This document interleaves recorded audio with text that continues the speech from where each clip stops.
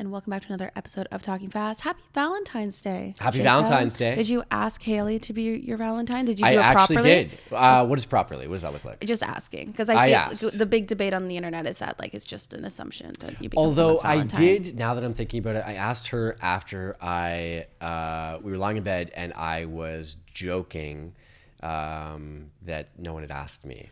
Which is, you know what, actually emotionally manipulative, and you shouldn't do that. You shouldn't. So that's the first piece of relationship advice people are going to get today. in a cheeky, I know this is a bad way. In a little jokey joke. It was a little haha. But forgive me a little bit, but that's why I'm turning this into a PSA. Don't do that. Learn from Jacob's mistakes. Yeah. So anyway, do you have a Valentine? Well, I haven't been asked yet as of time of recording. So we'll see. God. We'll see. Okay. We'll see if I have a Valentine. TBD. I'll keep you. Actually, technically, my Valentine I have two because I do have Kate, who's coming to stay with me for the week. But then I also have Tom Schwartz. When this goes live, I'm hanging out with Tom Schwartz. Right. From Vanderpump Rules that night. Oh, true. Valentine's Day with Schwartzy. Wild. Never thought I'd be spending Valentine's Day with Tom Schwartz, but that's happening. So watch out for the vlog. Anyways, all else to say is I know I'm going to be having drinks with Tom Schwartz, but what are you eating or drinking right now? Okay, well, I'm throwing it back to something that is absolutely wild. Punch. Ever heard of it? It's delicious. Get yourself a little bit of What lemonade. What flavor? Well, you make it. I'm saying make punch. I'm not saying like buy fruit punch. I love that shit too. I understand. Okay. I'm saying get a little lemonade. Got it. Get a little ginger ale or a little Sprite or something like Yeah. that. A little booze maybe. I don't know. Yeah. Toss a little booze in there. Cut up some oranges. It's like basically pop sangria. Is that a thing? Punch is pop sangria? Is that a thing? Wait, kind of. Whoa, I just said that. That's crazy. So I'm drinking pop sangria this week. I love that. I feel like punch is only something that comes out around like the holidays. So I like that you're I know. Bring normalizing. on a punch in the summertime. Bring in it the on whenever. February.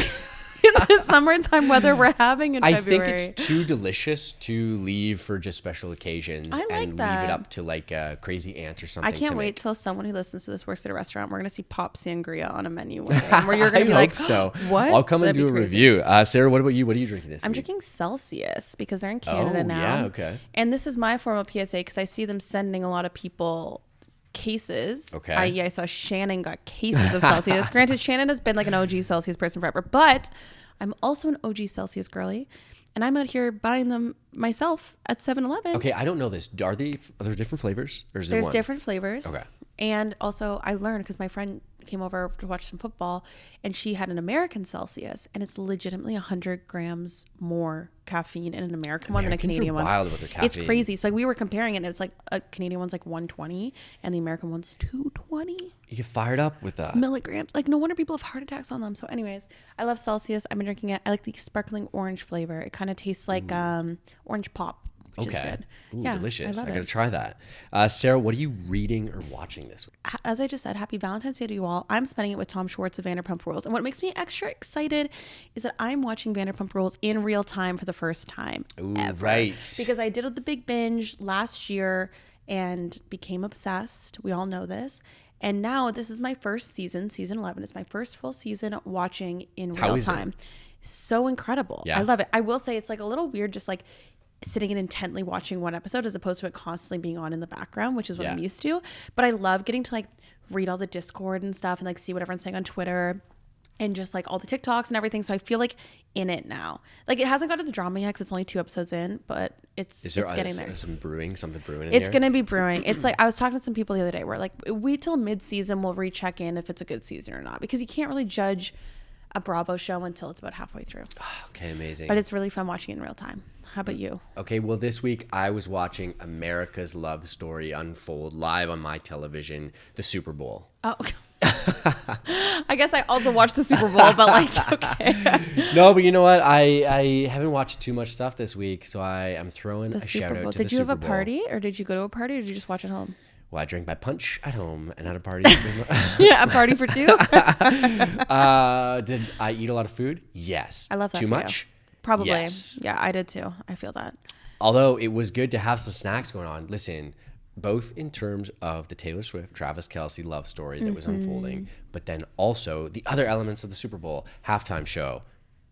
Okay. Yeah, it was okay. It was okay. I liked Ludacris. Yeah, me too. I'm a big Did you Ludacris also fan. think it was CeeLo Green? Yes, I was saying this to Michaela outside. I was just like, I thought this was CeeLo Green. And then I was like, I don't think so. I think that guy's too shrimpy. So then I was like, oh, who produced that song and a bunch of other stuff? I was like, oh, I think it's Jermaine Dupri. And then I Googled it. I had to Google it to figure it out. That's so funny. I watched the Super Bowl, but then I watched all the videos and I'm still like how I talked about the angles of everything. Like I'm obsessed with the after party that the Chiefs had where Taylor and Travis sang Love Story to each other. Shout out this DJ for throwing in some remixes. It was the Chainsmokers, not just some DJ. Well, shout out these like underground DJs who were just tossing really some up and coming. These up and coming DJs. I didn't know that. That's funny. It was crazy. And you know what? Also, Super Bowl. It was a tight game. Oh, went into overtime. It was a good game. It was a comeback, and I bet for the first time in my life. I lost money on the Super Bowl this year, so I won 30 cents over all my bets. So. Well, I mean, I broke even, but to me that's a loss because I like winning money, not breaking even. Okay, you know what? Let's actually jump to our next question, what we're listening to this week, because speaking of bets, I had bet on... Justin Bieber performing? No way he was ever going to show up. Listen, I went all in on this. Not all in. I didn't bet that much money. But Haley and I bet that Somebody to Love was going to be the last song. I bet that too, though. Really? I put $1 on it. Like same. Literally $1. Yeah, same. I was like, whoa, this is paying 28 if it happens. Exactly. I'm in for that. But no Bieber came out. Well, he was there. He just didn't go perform. After seeing him perform at All-Star, like I didn't go to the concert, but after seeing the videos of him at All-Star. Here in Toronto, like NHL All-Star. Yeah, I just didn't get the vibe he was going to do it. Well, okay, yeah, because that NHL All-Star performance was a little bit low-key, right? Pretty low energy. He'd have to dance. I was going to say, if you are performing Somebody to Love, you better break out like the purple like Air Force Ones or whatever they were. Exactly. Yeah. So anyway, that's what I was listening to this week. What about you?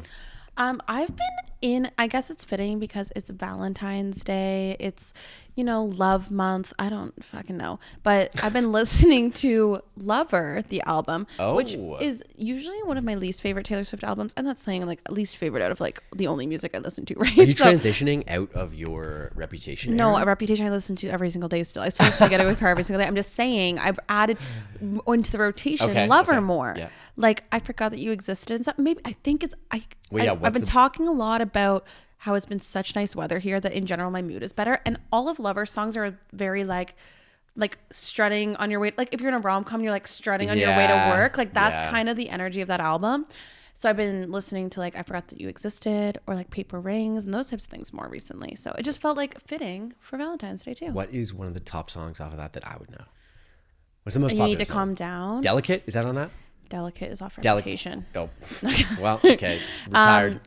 This little song called Cruel Summer. Oh yeah, that's a bang. Which just became those her guys, most. The Chainsmokers, play that by chance? Yeah. Oh my god. Oh my god. Where is somewhere that you went this week? Okay, I went up to the cottage. Everyone knows I got a cottage build on the go. I haven't talked about it in a little bit. What's the progress? What are we at? Like 80% built now? What? Ooh, it's hard to say because I don't know how much time it takes for some of the things. I would say probably like maybe closer to 72%. That's not bad though. We're getting close. My birthday is at the end of May and I am really pulling for like a May 2-4 weekend opening. That'd be incredible. I think we're on track right now, but I went up with my brother. We had to cut down a tree, which was like, we have some neighbors on this private road that we're on and they were all worried about this tree that had to be cut down. And they were like, who should we hire?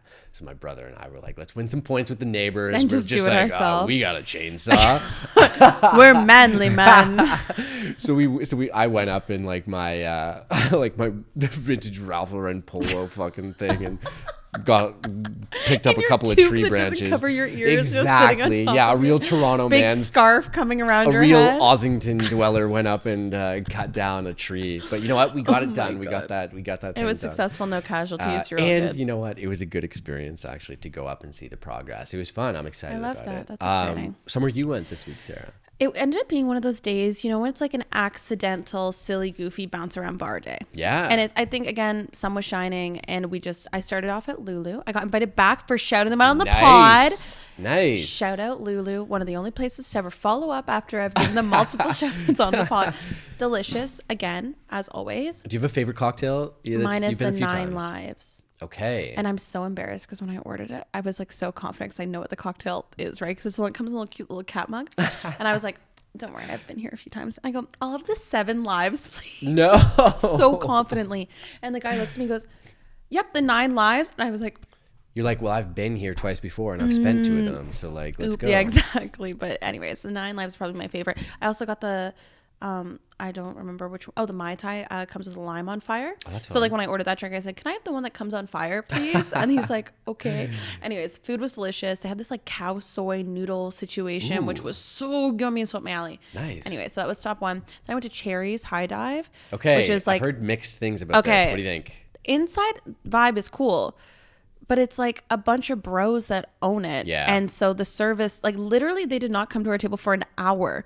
And then I'll be honest, they left half of our stuff off the bill. And I was like, well, not my fault. Like, maybe because we moved tables a couple times and just like, I hate a restaurant. I actually really enjoyed Cherry's. I should say, I actually really enjoyed the vibe there. I liked the music. I felt old, but I liked the energy. I liked it, whatever.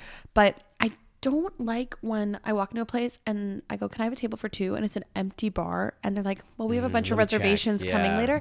Like I sat there for 2 hours. You're like, I'm here now and I'm going to spend money. 100%. So luckily they got the vibe that we were going to spend money. That's why they moved us once. It was a great vibe. If the service could just be a little bit faster, I would recommend it. Maybe they'll dial it in. The They're bar new. downstairs was really good. I've been to that one too. I forget what it's called, but there's also like it's not a speakeasy, but there's a bar downstairs. Yeah. And that's also great. Anyways, went there and then we went back to my apartment, made some cocktails, played Uno. We're on an hour-long game Shout of out Uno, by the way. I'm a big fan of Uno. We're big on stacking. That's why the games took so long. And then Do you stack pick up 4? 100%. You pick up 8? Yeah. Wow. We stack and we stack on top of those, so we go up to one full circle around the table. Do you stack pick up 2 on pick up 4? Like you do multiple? Yeah. Wow. You're serious. And you have to go we only do stacks until it's hit every single person around the table, and then it wipes out. Okay. And yeah, that was fun. And then we just ended up going to another bar. It just like was an accidentally like fun bounce around day, which I love. I feel like I've also shouted them out. Can I give a shout out to Province of Canada who did an Uno collab? Oh yeah, they did do an Uno collab. Shout out. Shout out. We didn't get invited to that event, so I don't know if we should give them a shout out. Rescind the shout out. Unless they want to send us. Oh my God, you can tell we already recorded an episode today because we're so goofy. Sarah, something you did this week. I planned a bunch of my trips that are coming up for the next year. So, I mean, I'm talking about it in an upcoming episode, but I planned what's going to be my big post-Olympics trip. So I'm going to save that. You all can wait to listen to that one on where I'm going. You say like you go as if you don't already know. Jacob knows where I'm going, but wait, you guys have to listen to the next episode where I have to do the solo app. You will find out where I'm going. But short term, I'm going to LA for a nice long weekend at the beginning of March. Gonna do a Vanderpump tour. Oh, really? Drag Tara around there because a self-guided one, or are they in existence? It's self-guided. Like I just like know all the restaurants. How dare I ask? A Vanderpump bar hop, and then I have a 7 a.m. flight the next day. So we'll see how that goes. Sleep on the plane. That's the flight you changed. To be able to do other things. Yes. And so I'm going to California, and then. Well, I'm actually going twice. I'm going to Vegas in April. Huge. Accidentally ending up in Vegas every single year. This always happens. Here. And then I'm going to Yeehaw, Nashville in May, which is why we're very excited that Beyonce dropped country music. Yes. Because that's going to be like, I'm going on a girls trip, and I feel like that's a very like, I texted someone today saying it's like sparkly cowgirl. Like that's what the Beyonce music feels like. Yeah. Is it when last time you went, it was Jules' Bachelorette. Is that right? Well, last time I went to Vegas. I'm not going for a girls trip. That was Vegas. Sorry. And then I went to Naomi's 30th birthday in Nashville a couple years ago, but I also went to Nashville again last year. So this again will be my 3rd year in a row going to Nashville again. Is this just like girls trip, that's it? That's it. No bachelorette, no birthday. No that? Birthday, no bachelorette, no anything. It's just girls wanting to go to Nashville. And Noah Khan's there that weekend, so maybe I'm going to go see him Whoa. Yeah, I might finesse. How about you? What's something that you did? Okay, well, I didn't do that much. And again, thank you for taking over the solo episode because I was sick. Yeah, you were sick. Listen, I have nothing to report, so we can move on to the rest of the episode here because, I was curled up in bed with a box of tissues and clinging on to hope that and that really sucks because we had nice weather too. So I know. That you been sick I almost didn't want to open my blinds because I didn't want to be blinded. Like it doesn't matter when it's ugly and gross out. You're like, oh, I'd rather be sick right now. Exactly. It's like when you get sick in the summertime. Exactly. It's the worst.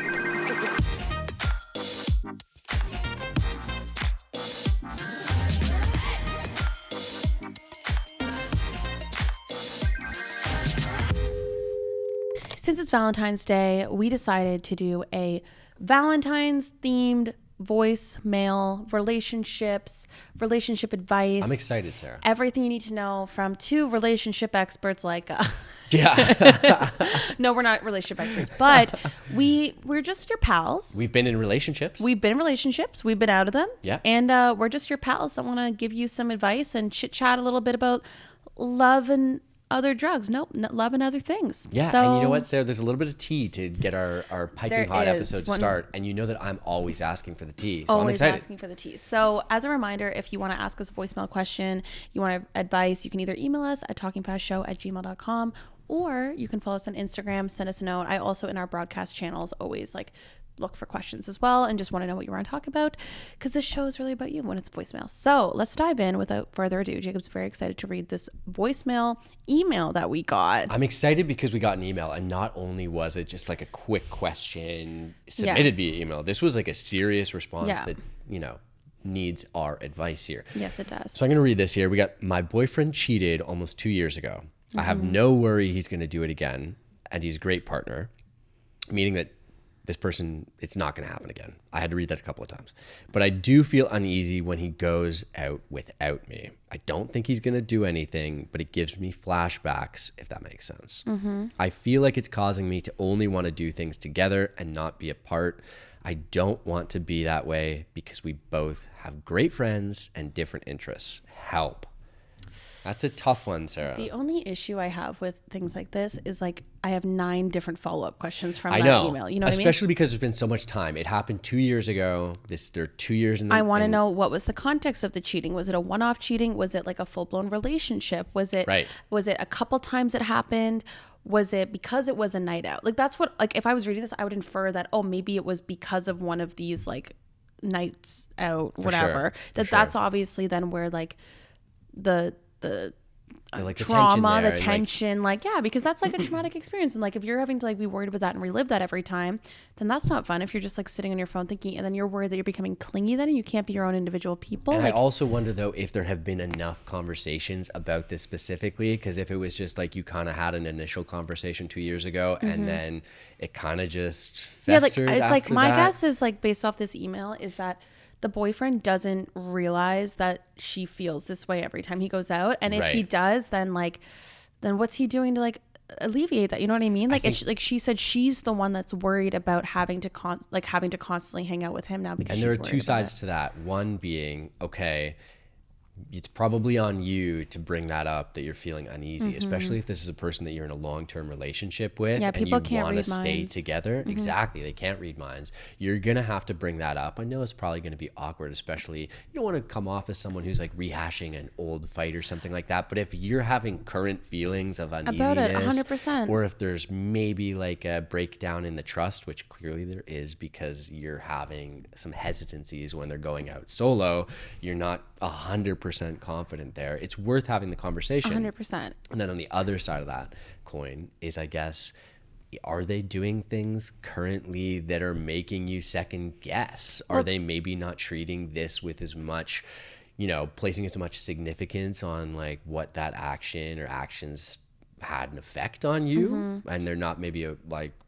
maybe they are aware, but they're just choosing to kind of disregard, building that trust back up. Or, there's a lot of different things that go in here. It's not rehashing old fights. There's a difference between a fight over I don't know, the dishes that you bring up you didn't do the dishes 3 weeks ago. There's a difference between that and weaponizing an old fight versus saying to somebody, look, I still struggle with trust because of what you did to me. Yeah. What you did. Because of what you did, it makes me feel this way.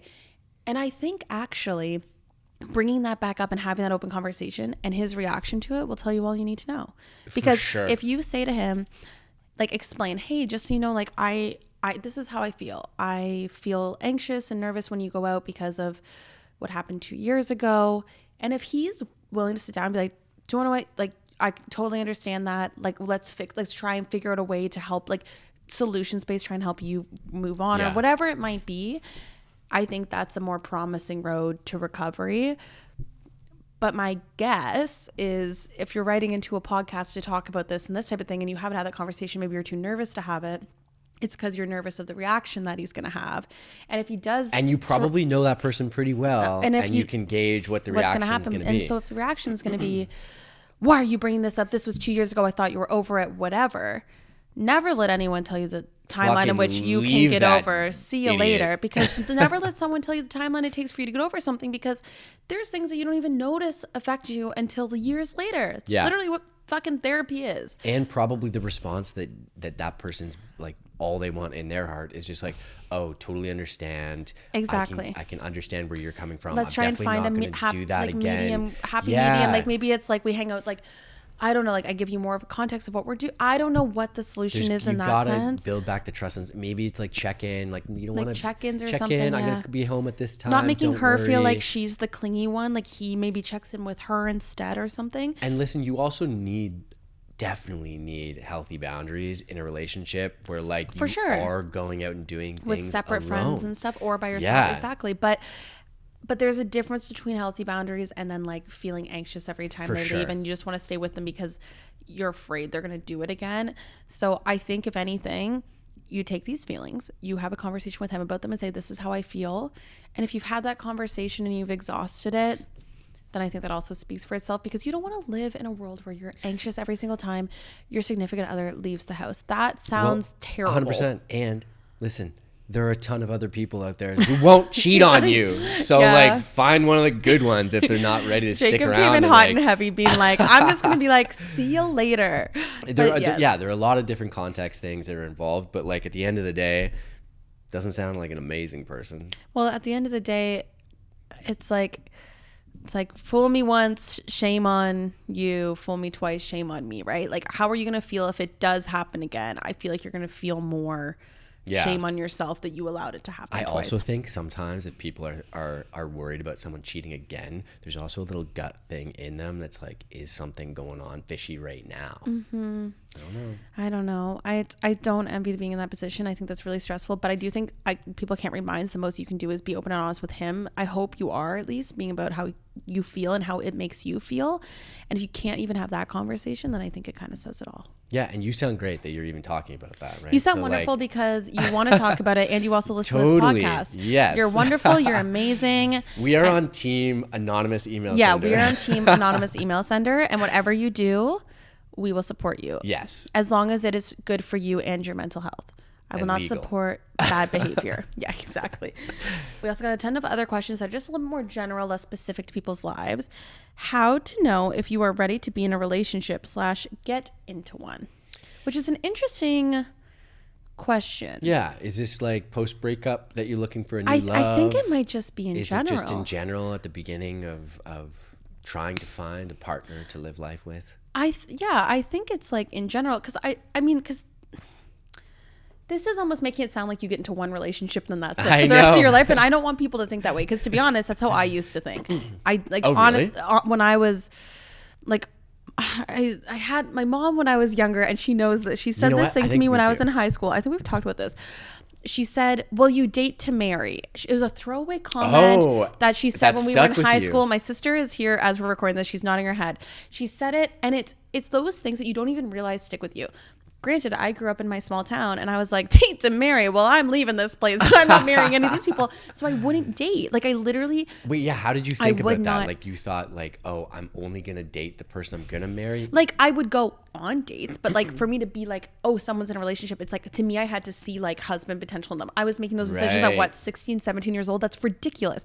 And then her and I had a conversation towards the end of high school, and she was like, I didn't mean it that way. I go, yeah, but it's just like sometimes a throwaway comment like does stick with you.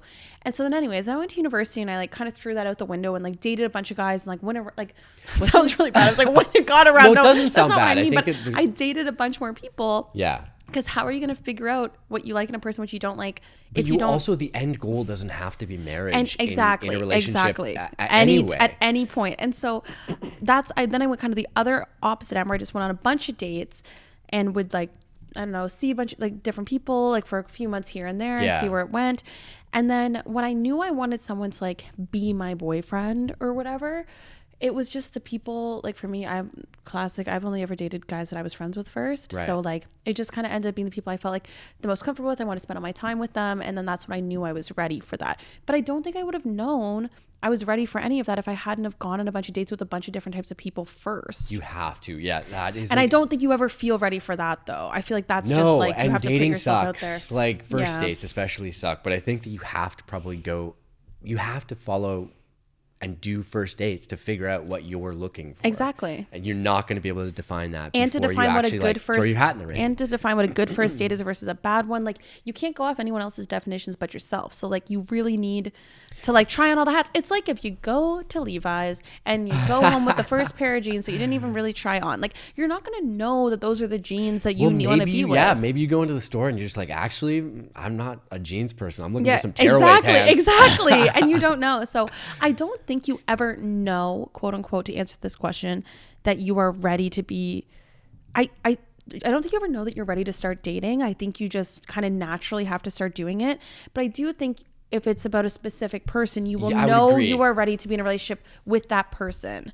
Yeah. Like there might be, people say wrong person, wrong time, but like you might be on a date with someone and be like, oh, this is the kind of person that, I want to marry and have kids with and all of this. But you also might personally be looking for at that time, like just someone to like be going to concerts with and a little bit of, enjoy your early 20s with or something like that, which there's nothing wrong with that either. Yeah. And you know what? I would say like almost go into a relationship not expecting it to end, but knowing that you could move on at any point if you grow and change and become different. I think that you're right. Like having the cap on it from the beginning that people think, oh, this is who I'm stuck with for the rest of my life is maybe the wrong way to go about it. This kind of leads into this next question, which was, can you be friends with an ex? What's your take? I mean, I share a dog with an ex, but I wouldn't say that's that like we're co-parenting though. It's a little bit different. we don't hang out. And I think this is the thing. I think it's, can you be close friends with an ex? No. Absolutely not. I would say no. No, I don't think so either. I also think at a certain point it's disrespectful to a future partner you have and stuff like that. I don't think it's also disrespectful to yourself. Yeah, because you're always gonna be comparing, or like there's like these weird like lingering, but also like why keep them around? You know what I mean? Just like so as let yourself grow in. It's okay. This is why because a lot of the time if you've been in a relationship with someone for a long time, you got hooks in each other a little bit, For sure. And like the further you get away from that, the more you can become yourself, as opposed to keeping someone around as a friend. There's so much history, and I'm not even just talking about between the two of you, but you have mutual friends, you hang out, and there are ways you go about like living your life that, you know what, I think hold you back sometimes. I agree, but so what I was gonna say is the hooks is a good analogy. So what I think is you get the hooks off, and it takes a few years for like the scars to heal. You know what I mean? Or for you to not like associate yourself with the person that you were with the other. Because I am friends with one of my exes. We were friends before we started dating, and we're all in the same big friend group. Is he in my immediate core friend group that like was playing Uno with me on Saturday? No. But the weekend before, we were at a concert together. He's there with his new girlfriend. Like we're at it, like it's at a good spot but it took years to get there. Like we started dating like in the beginning of university, and I don't think was it awkward just to start after you broke up? Yeah, because I went and started dating one of our other friends in the friend group. So yeah, it was awkward to start.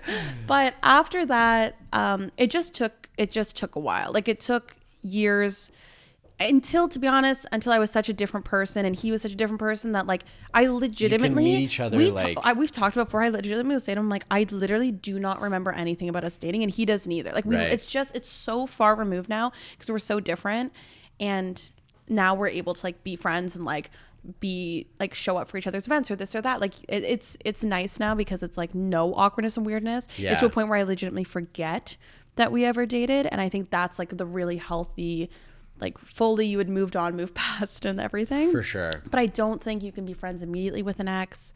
And I also I also don't think you can be friends with an ex if they like did something like really bad to you. Like I think that's too like unfair If they to cheated yourself. on you 2 years ago. Yeah, exactly. No, but 100%. But Yeah. I think there is a world where you can be friends or friendly with an ex, like in a group setting. Like I've been on, like we've been at weddings in like Calgary and stuff where we've like done a travel date and all Well, I that think stuff. we've But also it's talked about this on the podcast previously. It's just like, don't make your ex a villain. well, in your 100%, story 100%. even if they maybe did do something, pretty bad.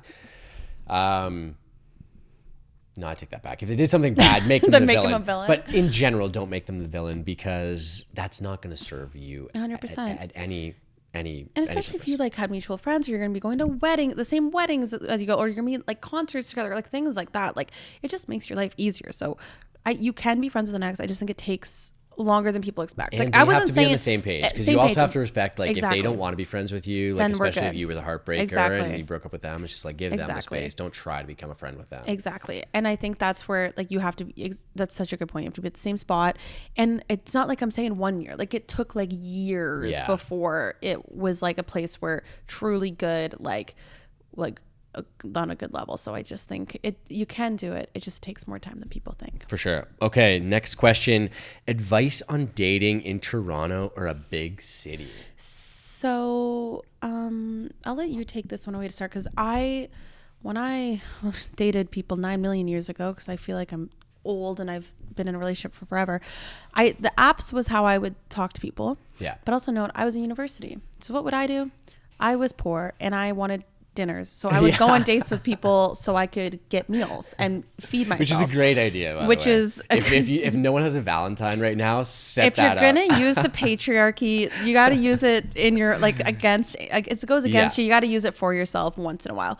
But I have lots of friends that are living in the Toronto dating world, which is just very funny because even on the apps, like Toronto's so small. Like it's a big city, that's but what I it's was so gonna small. say. So It was like I've never dated in a small town, but Toronto feels like that. There are millions of people here. However, the pool is smaller. The pool is small, and you're probably, if you're, a rock climbing visual artist, you're probably not going to be looking for like a finance person. Yeah, that's true. There's a little bit of crossover there, but Yeah. ideally you want someone with like similar interests. Maybe you work in the same field-ish, so you can understand each other a little bit. Or you have crossovers of different music, like, and this and that. So it feels like but you're it's crossing also over with a people, lot of but you even know. like the age range crosses over, because like as an example, one of my like best friends just started dating this guy, and like he's best friends, like best man in my other friend's wed. Like it's just really? like crazy stuff like that happens, where it's Toronto is so small, but I love when that happens because then you automatically have like a vet, like Yes, in the sense of like, 100%. oh, if they're friends with these people that I like, oh, then like it's less random than going on a date with a total stranger. Yeah. But there's also pros to Toronto being so small, because you could just, I don't know, like meet people through like random, like soccer or this or that, like random events. But did you meet Haley through Hinge? We did meet on Hinge. Yeah, I would recommend it.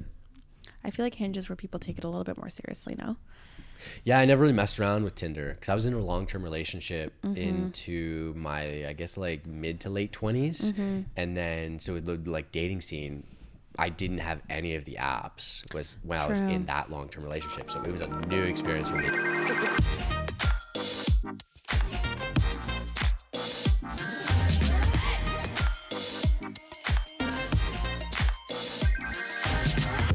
So one of the things about Toronto, but it being so small, which is great, is that we were just saying that you can actually do like a DM slide too, which DM is slide's less huge. weird. DM slides are big, and it's less weird if you have like mutuals with the people. Yeah. So I think 'Cause it just again, it's a makes it vet. more realistic. It's a vet, exactly.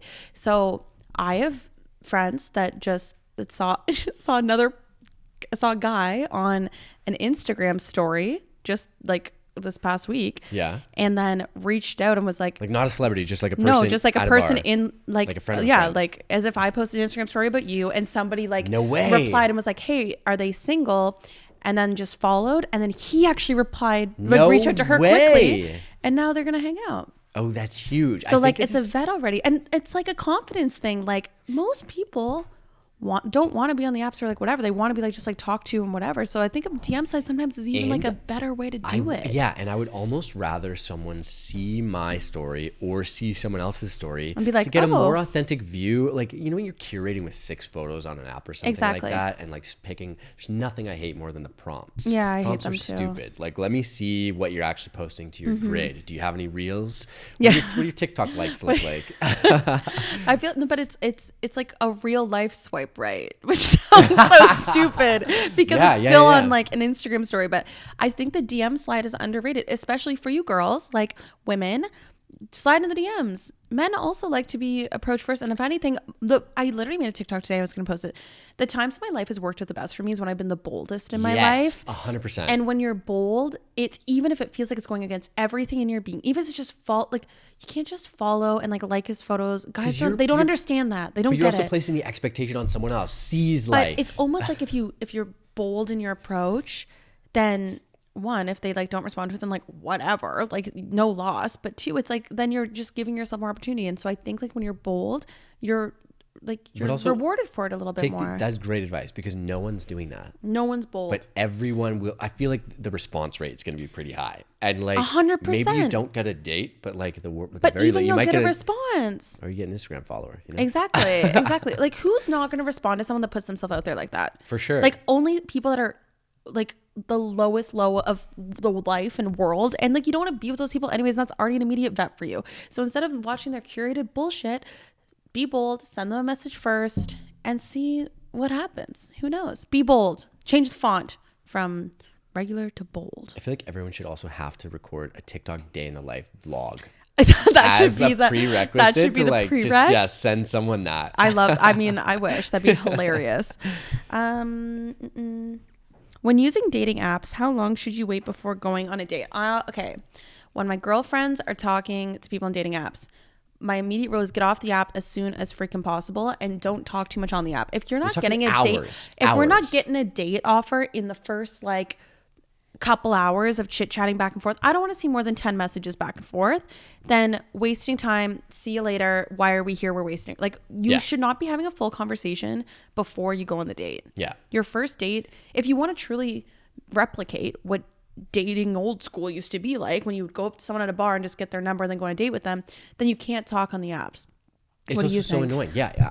I would get blocks of texts sometimes on the apps and I'd be like, oh, it's really too bad. Yeah, it's really too bad because you're about to get ghosted on this app because I don't want to read all that. No.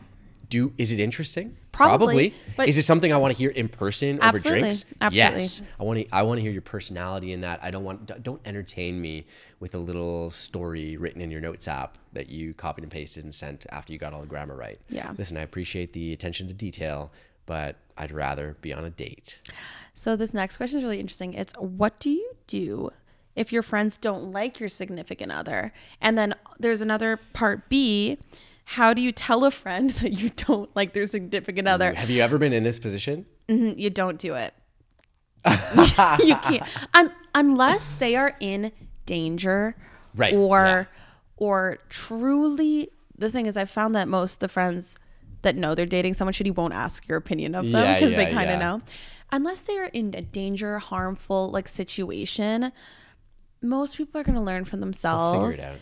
And like the last thing, a horror nightmare I would have is if I talked a bunch of shit and then they get married and I have to like be like, well, yeah, what's the upside to talking shit? The only time I've ever truly like been like, I despise this person is because the stuff he did to like one of my best friends was so, and the things he said to her were so horrible I could never look past it. But the thing is, she knew. The reason she never talked to me about him is because she knew that it was like staying in a bad situation.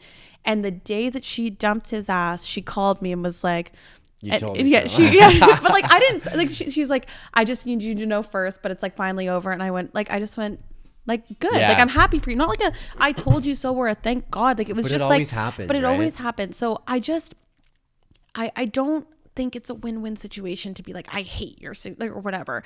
What you really don't want to do is like bitch with the other friends about it either. That makes it like worse. I just think it's like let people be. And if it's not a dangerous, harmful situation, or they're not affecting their like mental health or anything like that, you kind of have to let them figure it out for themselves. But what about if you're in a relationship and you know, because your friends are chatty and they told you, how do you deal with that? Because if you know your friends dislike this person that you're with, how do you deal with that?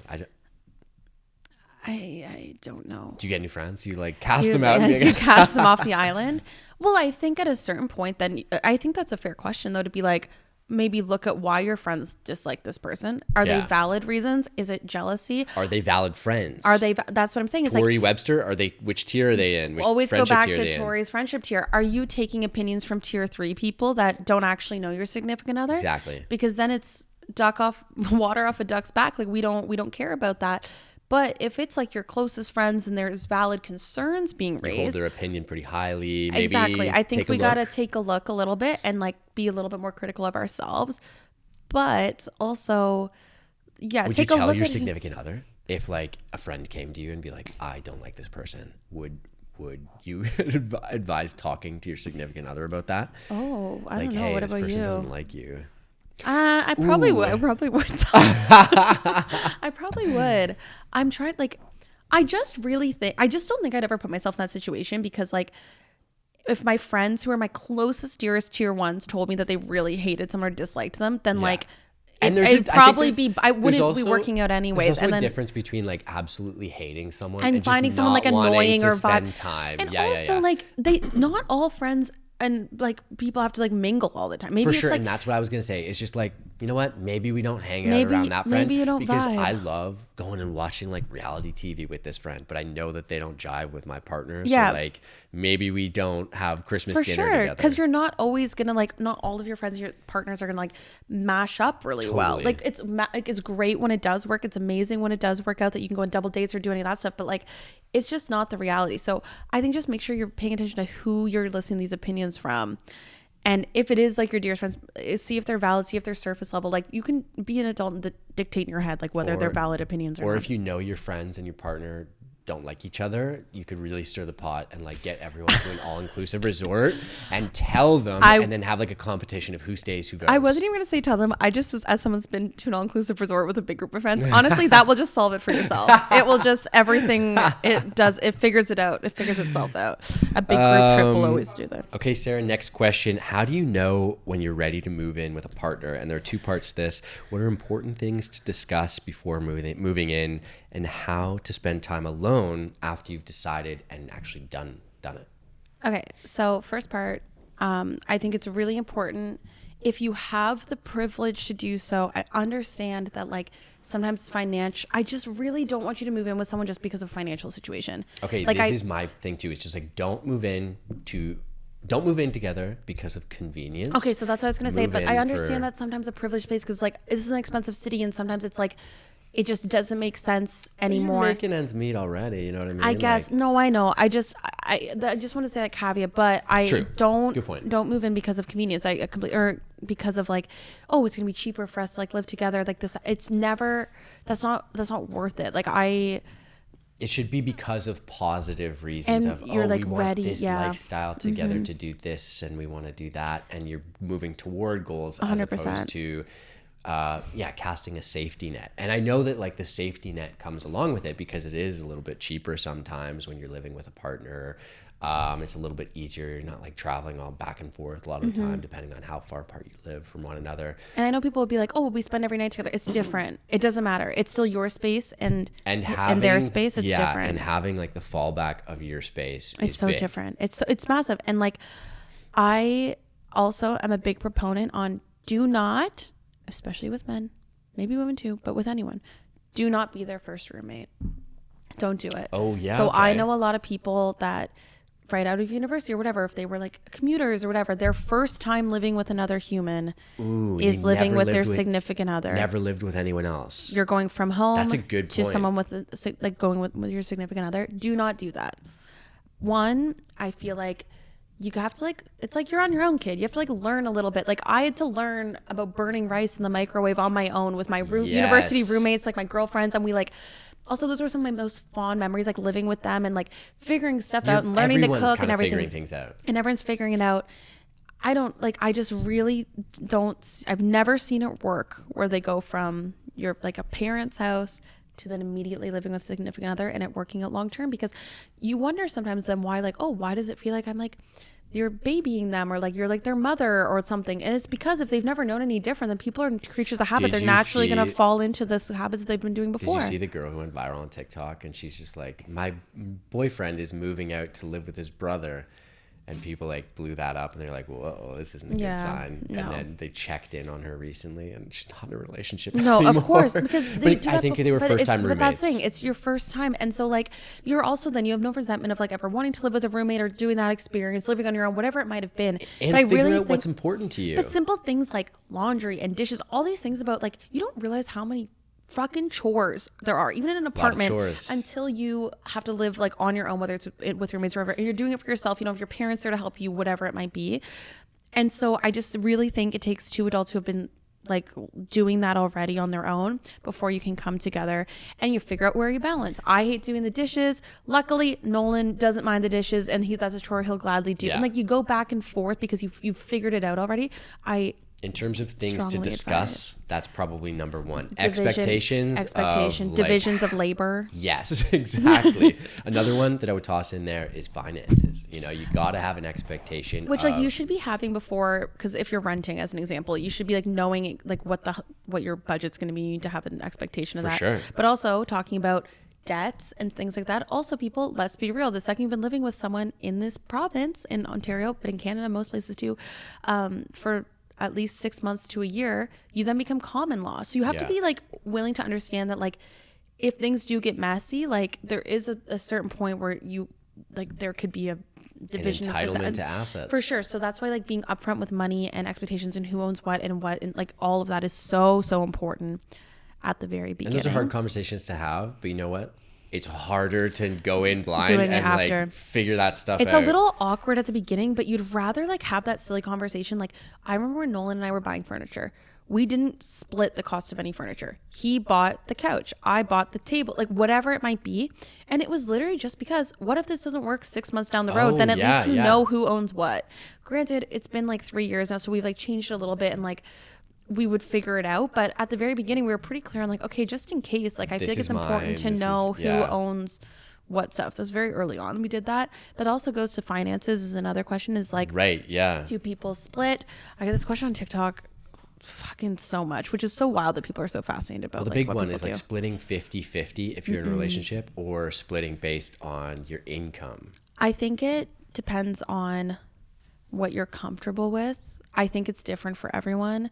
I'm in a situation where we split like rent and household things all 50-50 because our income's pretty similar. Like it's not like one of us is making such astronomically more money than the other that it like would deem that. But also we don't like nickel and dime it and keep track of everything. Like, oh, you got the Costco run, I'll grab this like this Sobeys run, like whatever it is. Like we just go back and forth, and it's not like line in the sand like, oh, you owe me $7 because yours was more expensive. For some people though that works. But for I some know a lot of people who use like a full-on app that I forget what it's called, but to split things like that, and they've decided what categories fit within the 50-50 split, and then it's kind of at the end of the month you kind of pay the I'm other not good at off. budgeting, so that's why I would never be good at that. I know that wouldn't work for and me it's either. good for me, but it's like you're right though, that does work for some people. I know some people do decide to have a shared bank account. I don't split any credit cards, bank accounts, any of that stuff with my partner, but I do know some people decide to do that because they like to pool money, and like they pool that for like things for the home. Like they'll buy like laundry detergent and those types of things on the shared bank account. So then it's like, and those are all like the necessary expenses. But I would say for anything above like the everyday necessities, it maybe does make sense to go proportion to your income, because then the conversation is like, okay, what lifestyle do you want to have? It's like, is this the person that you want to be spending a lot of your time with? Probably, because you're in a relationship with them. You want to travel? Do you want to do this? Do you want to do that? It's like maybe your dollars go a little bit further if there isn't an expectation for the person. If there is someone who earns less, to maybe not be contributing the exact amount that you are. And I completely agree, especially when it ebbs and flows and it changes, right? Like when Nolan was in law school, like when it came to, I don't know, dinners or this or that, like I would pick up the bill more because I was working. Like I was working, he wasn't. It was like putting on debt at law school. So it just wouldn't even make sense. Like, why would I like feel good about that necessarily? Like when you're trying to like create something long-term, that just wouldn't even make sense to me. Well, at the end of the day, it's just like, you're probably wanting to look at this, that you're on the same team, regardless of what your split is that you're purchasing things and choosing to divvy up your money for the benefit of both of you, as opposed to individually. Exactly. I will say the hardest part about moving in with someone is changing the mindset. I always say my bedroom still. It's so, you grow up with a bedroom your entire life, and it's really difficult for me to get a hold of not saying my room. Yeah. Because it's just like, I feel like when you grow up, your room is like your safe space. Yeah. But so I just want to touch on actually the one question that came with like moving in together about how do you still have time individually for yourself? You just make it. Like, it's not like you're like moving in together is not date night every night. If anything, you need to make more of an effort to like make dates and make date night and do that type of stuff. For me, like my me time is like my baths and my books and all of that stuff where I just like need to close the door and like recharge and totally be by myself. And again, that just all comes from open communication. Like I communicate when I just like need solo time. It's not anything out of like a being mad at someone or like yeah, it's not like I resent you. I need you in my face. It's exactly. Like, it's just that this time. Is home to me too. It's home to both of us, and like I need to be able to recharge in my home that way as well. So just honestly, the solution to every single problem that we've talked about today is communication. Yeah, every single one, because people can't read minds, and you need to tell people what you want in life. I feel like that could have been the entire episode. We could have just said talk to people. And slide into those DMs. I feel like we gave some decent advice today. I think so. You? Yeah. I think so. We'll let you guys be the judge of that. Thank you so much for submitting voicemail questions. As always, you can reach us at Talking Fast Show on Instagram or talkingfastshow@gmail.com. And we come out with new episodes every single Wednesday. Happy Valentine's Day. If you don't have one, we'll be your Valentine's today. And we'll see you later. Bye.